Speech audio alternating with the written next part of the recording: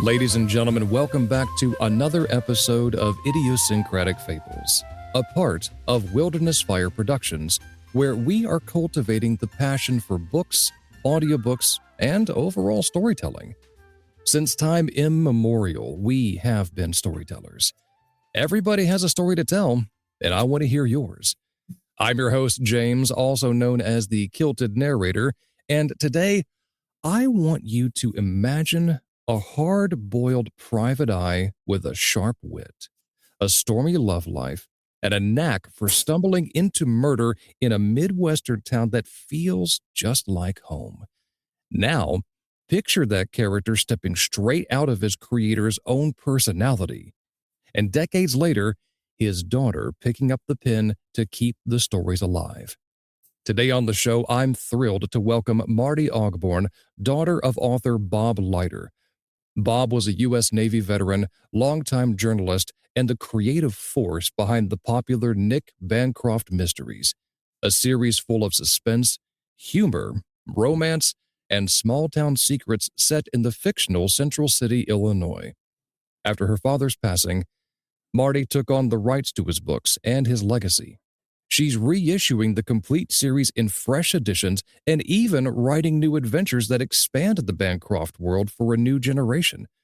We're talking family stories, the real-life inspiration behind Nick and his fiery love, Maggie, what it's like to continue a literary legacy, and why these classic mysteries still captivate readers today. Marty, thank you so much for joining me on the show today. I am so excited to dive into these questions with you. Oh, thank you, James.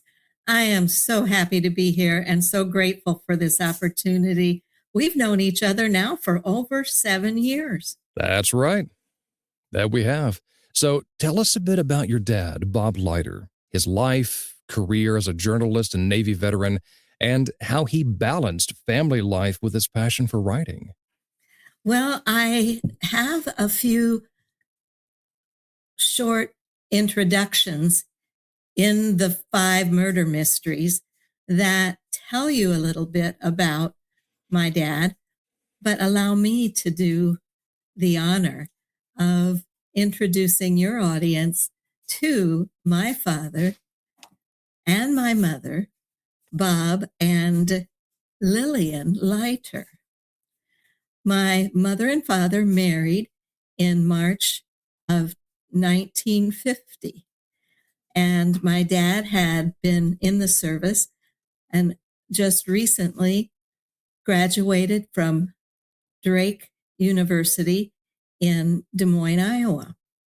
The honeymoon must have been rather flamey, just like the characters that Dad brings to life in his rendition of Nick Bancroft and Nick's lover, Maggie Atley, who, by the way, is truly my mother.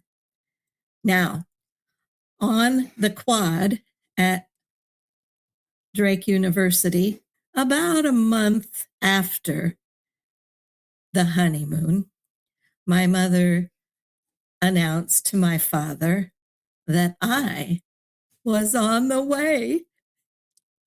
And that was the beginning of the family of Robert Leiter. Previous to this, he had been in the service in the Navy in World War II and in the Korean conflict and spent time on an LST-375. He had a little bit of orneriness in him, which included trying to get back on the ship after a night out with the guys. And that caused him to walk through an oil field. Now, my dad was only 5'6", and therefore his shoe size was rather small. So when he left tracks on the ship in black oil and was wearing his whites, his uniform whites, it was pretty clear who the culprit was. And he did spend a little bit of time in the brink. But, it makes for an interesting story of his time in the service. when he returned, he finished his college education, married my mother, started the family, moved to Boone, Iowa, and worked on a paper there. And then he was hired by a paper in Lincoln, Illinois. From Lincoln, we grew up, and the one daughter became my sister and my brother, Jeff. From that point, we all moved again to the Tazewell County across the river from Peoria County. And Dad started his 30 years at the Peoria Journal Star. Very cool. So, what was it like growing up as the daughter of a writer who published dozens of short stories in True Confession magazines and later turned to novels after retirement? Well, it was my joy and angst to sit next to my father during television shows where it was terribly important to make sure that I only spoke during the commercials. And that was when my dad and I had an opportunity to talk about the plots of the shows. So he would point out, this isn't real. It couldn't be. And here's why. And I enjoyed that immensely, spending that special time with my dad. From there, he, as I said and have shared, he was able to sell 72 True Confession stories to help with the expenses of the family, which was going to soon be four children, I'm sorry. Right. So, but honestly, we never found out too much about those stories. And even when Dad started having his books published, he wasn't very forthcoming about the books because in his mind, his daughters were not old enough to read his books. Gotcha. Well, let's talk about the Bancroft Mysteries then. For listeners new to the series, what would you say the essence of the Nick Bancroft Mysteries is? Well, the essence is a fellow who inherits a rundown investigation, AAA investigations, AAA detective agency. And he, in fact, had been a investigative reporter. And this opportunity to change from being a reporter and reporting on news in, as he explained it in his book, reporting on news the way that the politicians wanted it reported, having this opportunity to inherit a AAA investigations agency gave him a way to get away from being a journalist under the terms of the different newspapers in central Illinois. So, Okay. Many people notice strong parallels between Nick Bancroft and your dad, as far as his wit, gutsy approach to life, his love-hate relationship with bowling and Cubs baseball, and even his stormy romance with Maggie Atley, modeled after your mom Lillian. How much of your dad is Nick? And what surprised you most when reading the books as an adult? How much of the character Nick Bancroft is my dad? I would say 80%. Oh, wow. And the reason why this has caught my attention is with my dad being very busy with life and work, I didn't have a chance to get to know my dad that well.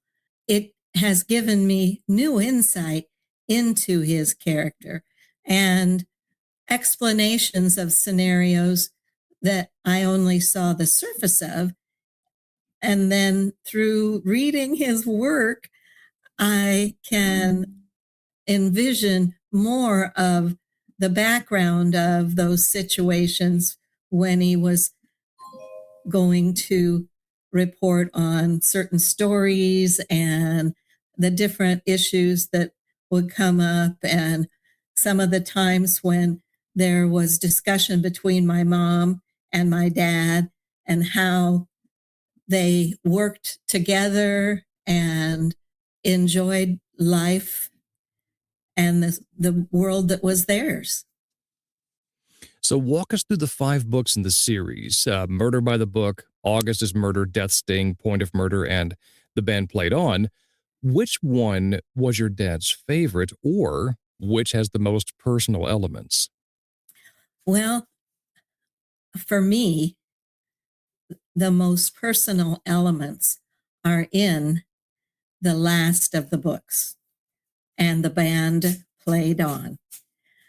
My dad and mom would regularly go to Glen Oak Park, which is recognized as Oak Glen Park in The Band Played On. And there is a band shelter, and there was music there regularly in the summer.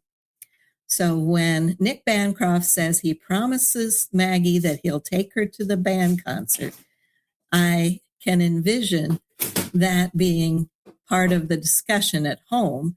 And I think in the book, my dad says, I shouldn't promise things I really don't plan to follow through on. But in that case, he does make the story come alive and talks about the band and all of those things that are part of the opening scene. Now, in the opening scene, there is someone that is shot and is practically sitting right next to Maggie and Nick. And therefore, Nick happens to be at the scene of the murder ahead of the detectives. And there's some interesting comments regarding that. But what was truly the most significant revelation for me through the writing in The Band Played On was his reaction to 9/11. And the reason why it was so overwhelming to have that insight was my dad claimed to be an agnostic. And in the story, his tune changes a little bit, which is just a delight to experience as he writes about that particular event in the world and puts it into his book and includes it in the storyline for just a moment. He reflects. So as I said, this gives me insight into my father that I would not have any other way. And it has formed my purpose, which is to promote my dad and my mother's legacy through publishing the 5 murder mysteries in particular. And it has given me a mission to write my own legacy by writing sequels and revealing to family members things they may not have known about me. Yeah. So since the books have been re-released in ebook, paperback, and now audio formats, what has the reader response been like since you took over the publishing? Thank you for asking that. And don't forget to mention that you are the voice of Nick Bancroft. That I am. And I get such wonderful feedback from friends and family and from strangers about the character and how much this quiet, reserved, somewhat dark noir detective personality is endearing and likable as well as the characters. So in many ways, my father created his own world. He created the characters in his world. He revealed himself through Nick Bancroft and his relationship with my mom, Lillian Leiter. So I see that as a way for me to share my story in a rather unique way. Have you heard from people who knew your dad after they have read or listened to the books? Yes, yes. My dad worked at the Peoria Journal Star for over 30 years and was very close with a lot of the copy editors and reporters. And as a matter of fact, one of the people my dad worked with, which is a gentleman by the name of Bill, oops, I'll fill that in a minute. Anyway, he is still writing in a monthly magazine stories about my father and the time they had together. So that through the stories that my dad wrote, the responses have given me opportunities to meet some of the people my dad worked with. Very cool. Now, after your dad's passing in 2008, you gained the rights to his manuscripts and started reissuing them under your own imprint. What motivated you to take on this project? And then likewise, what challenges have you faced as an independent publisher? The motive was laid out in front of me when Jean Marie Stein approached me. It was now 11 years after my dad had passed away. Jean Marie Stein had published these books, and she wanted permission to reissue them because noir detective stories were becoming popular again. And then when she got in touch with me, it was kind of a God wink. My husband, at that point in June of 2019, had just been diagnosed with stage 4 lung cancer. I had spent the previous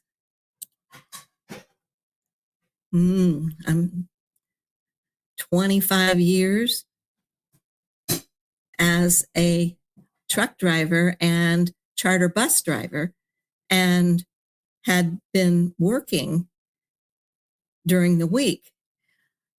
Knowing what was ahead of us, I resigned, and it was 48 hours later that Jean Marie Stein got in touch with me and wanted to re-release Dad's books.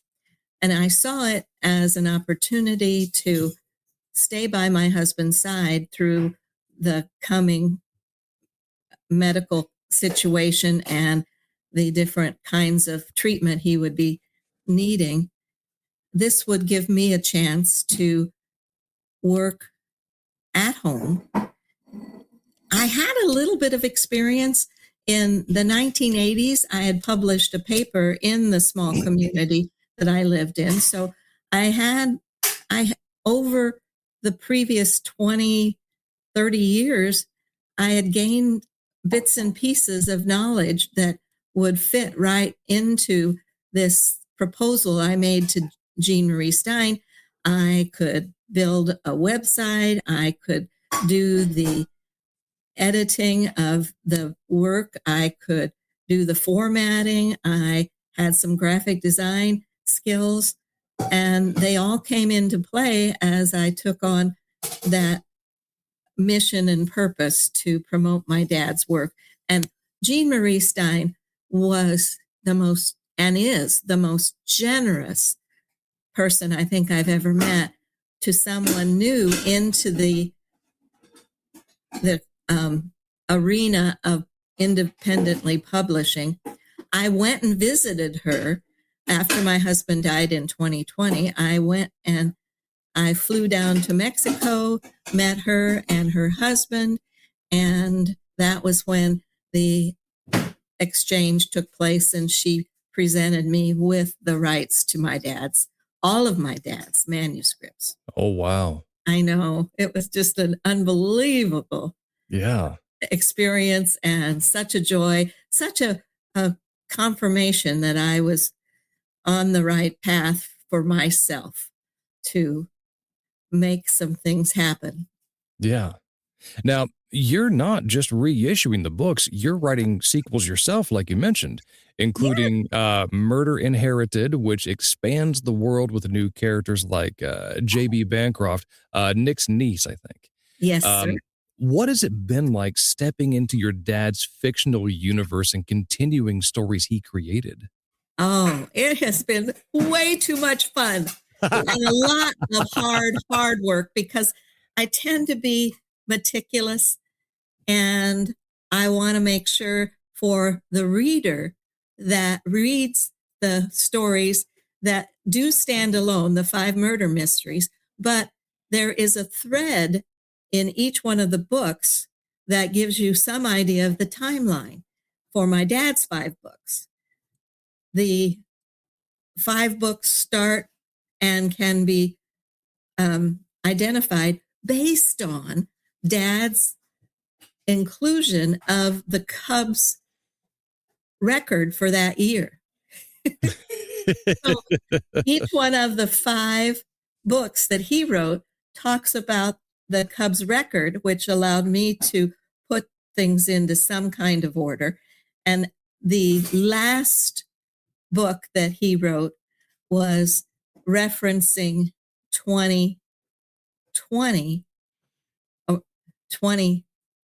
9/11, 2001, I believe. Yeah. Anyway, 2001. 2001, 9/11, as I said in the last book, Dad wrote, and the band played on, it references that date. And therefore, I pick up coming back to Central Illinois and finding out that I, in fact, have inherited AAA investigations, and that as the second generation, there's pieces and parts that I want to bring from the first 5 books into my stories. So I've done a lot of research and put a lot of things on spreadsheets as far as timelines and characters, and did artificial or interviews with the bartender Otto, and making sure that the street names are the same, and all of those minute details Right. have been a lot of things to keep organized. But I can go to Peoria, Illinois and see those streets that were in the story. What fun. I know. Now, your nephew is even considering writing as Nick Bancroft III. Well, that's actually my son. Ah, okay. And my son is named after my dad. What fun. So, how has this become a true multi-generational family project, and what does it mean to you to keep this legacy alive for your children and beyond? It is extraordinary to put the mark out there for other people to see and imagine for themselves what independent publishing can do. In my case, it came to me that Dad's books should continue, and why not continue them with the protagonist, Nick Bancroft's niece, JB? And then why shouldn't JB have a way of passing along AAA investigations to Nick Bancroft III? Yeah, why not? The series itself blends humor, romance, action, and small-town Midwestern flavor. How do you balance honoring the original tone while updating it for new readers? Oh, this gives me a chance to brag about you. Oh, does it now? Yes, it sure does. Oh, James, listening to you read my dad's books makes it come alive. And that helps me to maintain the sense of that small town flavor and a little bit of toughness in standing up where things are not exactly right. And that in the stories we can write, that we can take situations and put the facts in a way that can have an impact. I know Dad was in his writing having an impact on things like small towns that lost their identity when the interstate came through from Peoria to Chicago. And he wrote about those things, what it changed in the lives of the people in those small towns. And he really captured the struggles, the times when things did go right and there was success in making a statement. Yeah. There's a really fun connection to bowling, and Nick's love-hate with it led to a book launch at a bowling alley.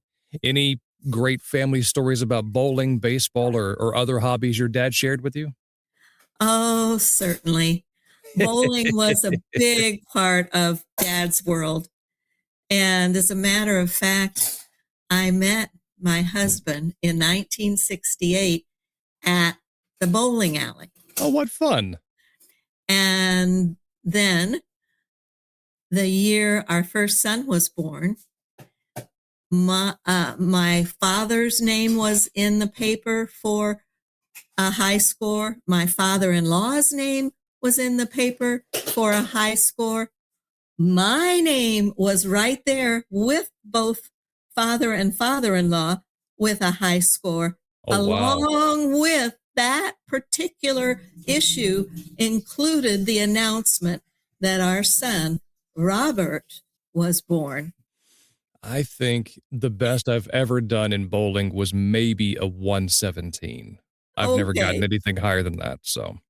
But I still enjoy it on the rare occasions that I do get to play. It's not a sport that my family and I gravitate towards, so, which it's fine by me. We prefer disc golf, actually. Oh, yeah, that's become a big attraction in central Illinois now. One of the best free sports I've ever played my entire life. And there's no course fee. I just bring my discs, I go out there, and I play. It's lovely. It's great being outside and having that little bit of a challenge and doing it with a friend, if that's an option. It just adds so much enjoyment in such a short time. And like you said, at such a low expense. Yeah. A low expense in time and resources. Absolutely true. So if listeners want to dive into the Bancroft Mysteries, where would they start? And what's coming next from you or the family?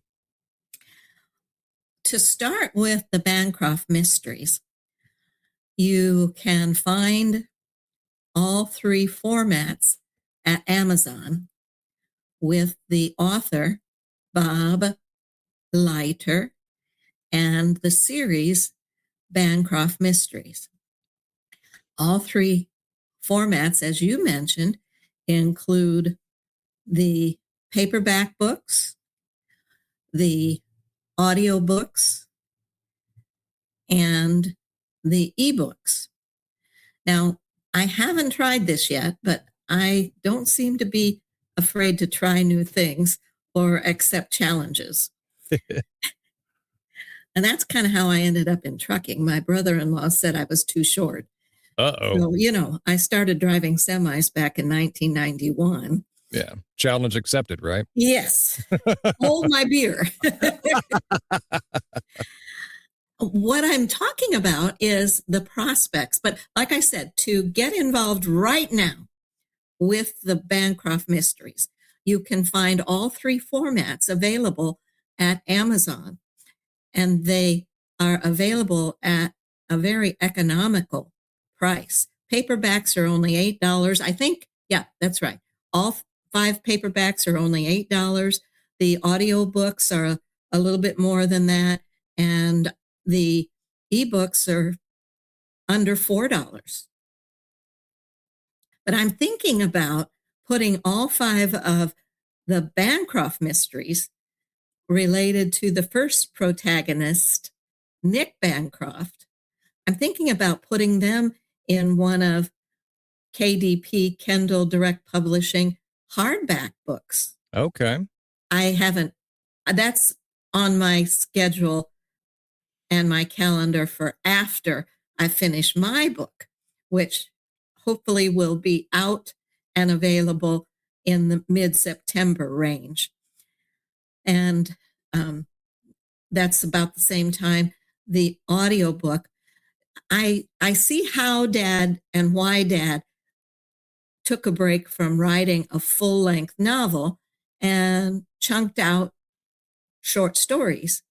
And although before he passed away, that book had not been published, I was able to publish the short stories that I had found here, there, and everywhere, and created actually the book title he had already proposed to publishers, and I was able to publish for the first time Love and Other Sports.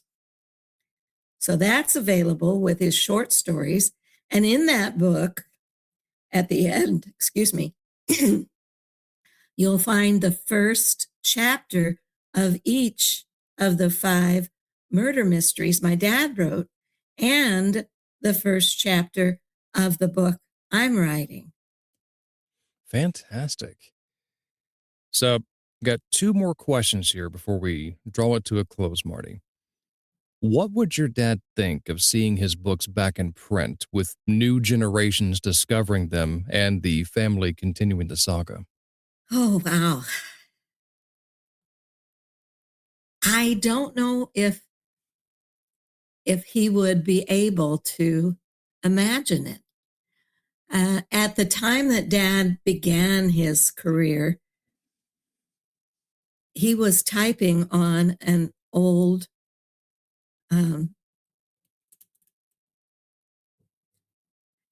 manual typewriter. Yeah. And I can only imagine the work and the organization it took to put the books together, send the paper copies to the publishers, and wait to see what would happen.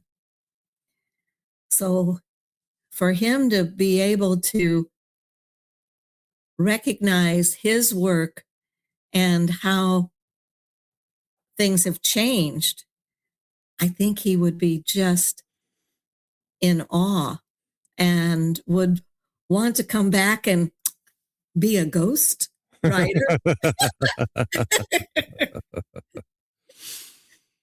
Any final thoughts or messages for aspiring writers out there, or even fans of classic style mysteries? Yes, do it. There's a lot of people out there that think about it. To become a writer and leave your mark through that writing will be an everlasting legacy. And my second advice is don't worry about it. Don't be like me and worry about whether or not it was North Adams or South Adams where that bar was that Otto had ended up catching on fire. It's okay. It's Yeah. okay. Just like it is okay in communicating through our voice, our audience really wants us to succeed, as do our readers, as do your readers. They will want to be part of your journey into this adventure of telling a story.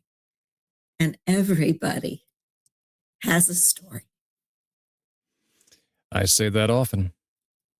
Thank you, Marty, for being a part of the show today. I truly appreciate your time. Thank you. And I don't tell Nia, you can tell Janelle, I love you.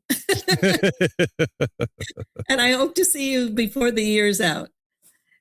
We will have to coordinate our calendars and go from there. Okie doke. Thanks. And thank you all, dear listeners, for tuning in. If you enjoyed this episode, I ask that you please rate and review it and subscribe to it wherever you get your podcasts.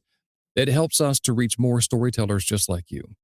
You can also drop me a line on social media or even email me directly about who you would love to hear next, or even better, if you would like to be a guest on the show. I promise it's not that hard and it's not that scary. It'll be all right. Also, I host a Discord server where I showcase my behind-the-scenes work of audiobook narration, and I invite you to click the link in the show notes because I would love to have you as a part of that community. And as always, everybody is worthy to be loved. Everybody is worthy to be heard. Everybody has a story to tell. And until I talk to you next time, dear listener, peace be with you.